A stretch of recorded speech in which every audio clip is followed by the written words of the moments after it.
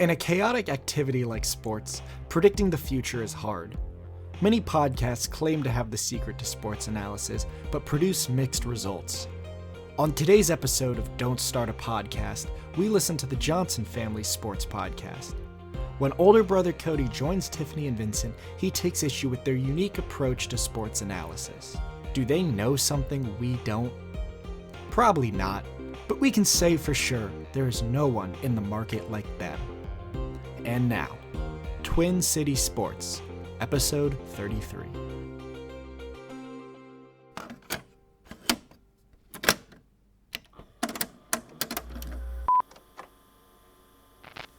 Welcome back, and good vibes to our Minnesota listeners and beyond.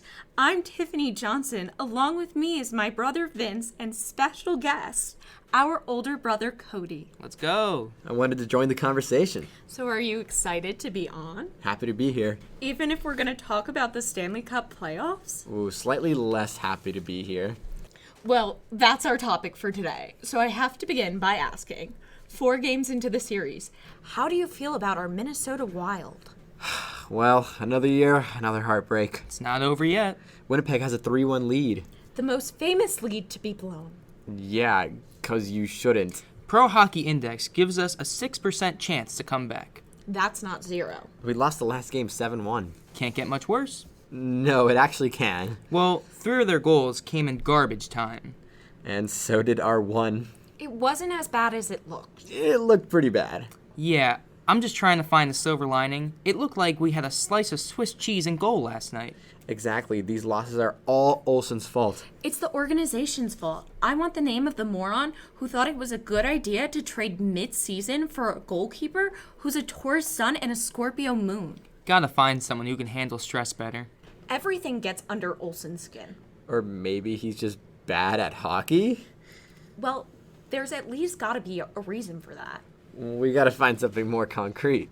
Like that he's an INFP? Or maybe that he's old? Age is just a number. So is goals allowed. Everyone has a bad night. No, this wasn't just a bad night for Olsen. This was the culmination of an okay season that's been hidden by a team that has flown as high as they can with 200 pounds of dead weight lounging in the goal.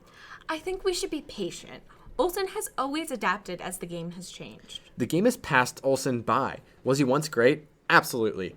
But at some point, it doesn't matter how hard you work. Your body doesn't move like it used to. And in goal, that's important. I don't think you can place this entirely on Olsen. No, you can. So what do you want to see? Literally anyone else in the goal. Well, they should start that young guy. Sounds like the Unabomber. Kaznitsky? Yes, him. Well, there's no reason not to.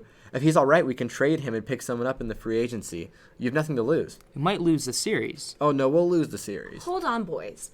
Now is not the time to make any major substitutions. Mercury is in retrograde. Such a fair point. You aren't supposed to make any major decisions when Mercury's doing that. I would argue that benching a player for one game isn't a major decision. You're just trying to figure out what you have with the other guy. Well, it is the playoffs. And Mercury would also explain the lack of communication between all the players. It's planet. He's also the messenger god. So when Mercury is in retrograde, your communications become less effective. These last 3 games, the lines weren't even talking to each other. Well, maybe if they opened their third eye, they'd see the passes better. It can take days to do that. Of course it does. It's not a bad idea, though. And it still might not be enough to overcome Mercury. Look, I'll concede that communication has been off the last few games. Looks like they're speaking a different language out there. Well, half of them are Russian. Sure, but how hard is pass or punch or retire from the goddamn league? Well, that last one is a complex phrase. Why didn't it have to happen during the playoffs? It goes retrograde 4 times a year. It was bound to coincide. So why does it only affect our team?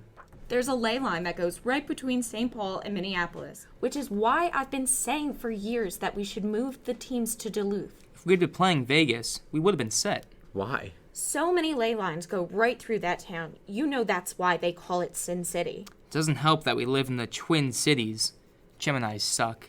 Geminis are just misunderstood. They're unreliable, just like every single one of our teams. And that affects how well we play hockey? Certainly an influence. Look, we've lost every game by 4 goals on average, and Olsen allows 5 goals against on average for this series. And I don't think that's because the Excel Center is halfway between Stonehenge and the Battle of Midway. But regardless of reason, the most logical thing to do is switch him out. Or we score more goals. It avoids Mercury and making any major decisions, and could win us games. Sure, but how do you improve the scoring efficiency of an entire team in one day? Rest and meditation never hurt anybody. That's not going to put more pucks in the net.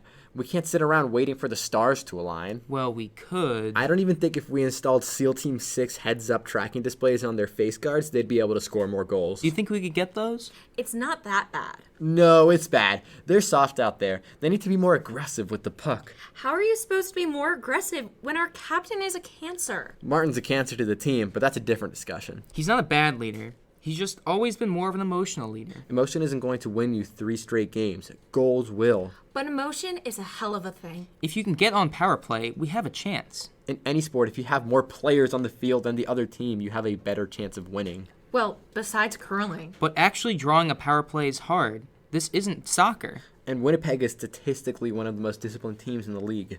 They're a bunch of hotheads. And what's your evidence on that? Well, half of the Winnipeg are Pisces. They'd probably get a few extra roughing calls if you push the right buttons. By calling them mean names? I prefer to call their mothers mean names. I was thinking of being more physical against them. Boom. Now we're back on the same page. Get aggressive, throw some punches, smash them against the boards. Let's whack them in their root chakras. Why not? The key with Pisces is they're moody. So you can put on a good front, but if you break them, then you destroy them. So we get more aggressive. What do you do if we don't turn it into power plays? You lose the series and fire the coach. Fire the coach? Yeah, you can do it in a few weeks from now once the planets allow us to have free will again. Well, it's not a matter of free will. You really think he has to go? After 5 seasons of not advancing out of the first round, something has to give. Either we suck or we're cursed. And there's a lot of curses we're suffering. There's the tighty whities curse. Can't wear white underwear when you play. Can't believe they wear underwear at all. You gotta be one with nature, one with the game. You don't wear underwear? And there's the Badger curse. I can't believe every year a Badger has gotten loose in the stadium, and every year we don't win the Stanley Cup. Doesn't that seem more like a coincidence and not causality? Badgers are native to that area. We should hire a better exterminator. Maybe we pay a black bear to roam the stadium to eat the Badgers. Okay, that might be the most insane thing said today. And then there's the curse of the Zodiac killer. It's kind of rude that in one of his letters, he condemned the state of Minnesota to suffering for 50 years. That cipher was never properly authenticated. But you do believe in that curse, right? I don't think any of these are the reason we're not winning. Well, if we're not cursed then, by your logic, we must just suck. Yeah, I guess so. We don't suck. We're in the playoffs. Half the league makes the playoffs. I get that there's a lot of reason to doubt, but you can't lose hope. Sports are a construct by the devil to make people suffer. Jesus. Speaking of the devil, here's something that might pick your spirits up. Before the episode, I did a tarot card reading to try to get some clarity on this series. Of course you did. The first card I pulled was the Tower, I want to throw myself off a tower. which is a sign for a coming sudden change. Sounds like we're about to start winning again. I thought we weren't supposed to change when Mercury is doing the thing. You aren't supposed to change when Mercury is in retrograde, but change is still allowed to happen. Wouldn't that be bad change? It will be for Winnipeg. The key during a time like this is to be thoughtful with your communication so it doesn't get confused. I'm already confused. There's your proof Mercury's real. I'm pretty sure Mercury has always been real. My only concern about the Tower is that it can also indicate chaos. Which is not something we want right now. At this point, I'm open to anything. Chaos can benefit us, and I think it will because after the Tower, I pulled the Chariot. Is that supposed to be like the Zamboni? Should we run him over with it? Maybe we should Tanya Harding them. Or is it Nancy Kerriganing them? I'm cool with just murder. The Chariot is a sign of success, coupled with determination and standing tall in the face of obstacles. Like a 3-1 lead. I like the Zamboni theory better. The last 2 cards I pulled were the Ten of Cups and the Devil, so it sounds like we are winning the next decade of playoffs. And we're gonna beat New Jersey Devils in all of them. Now, I know it would have been better if I pulled the Devil in reverse, but what can you do? So you're convinced we're about to turn this around? All signs point to it. You want to put money on it? We've never been a betting podcast. Don't trust your analysis? What's the bet? Wild don't escape the series. Easiest bet of my life. What's it cost? $500. $300 and loser does the dishes for a month. Deal. I want to make it clear that I am not a part of this bet. Coward. You know I had a gambling addiction. Betting lunch money for when the school bus will arrive isn't a gambling addiction. I'll take the bet on his behalf. Double or nothing. Easiest pickup of my life. Can't believe you're betting against your own team. With that done, should we wrap it up with our weekly scoroscopes? Scoroscopes? You'll catch on. Our first scoroscope is for all the teams with cats as a mascot, and it says, you might have questions if you are satisfied with your team. Know that there is hope in your team's future. How far into the future? I don't think people should be worrying about that. For teams with Irish mascots, greatness is in your DNA, but remember to be humble. The bad times make the good times better. What does that even mean? If you didn't understand that, it's probably Mercury's fault. Lastly, for teams with avian vehicles as their mascots, you will always suck toes, so get over it. I can get behind that. And to all our sports listeners, keep your chakras open, and we will see you next time. How do we share the same DNA?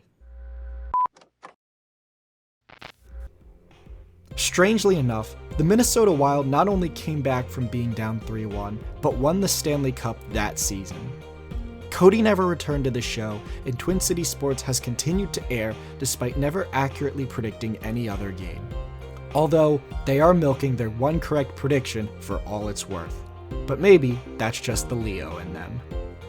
I'm Andrew Mister. That does it for Volume 1, and that's why you don't start a podcast.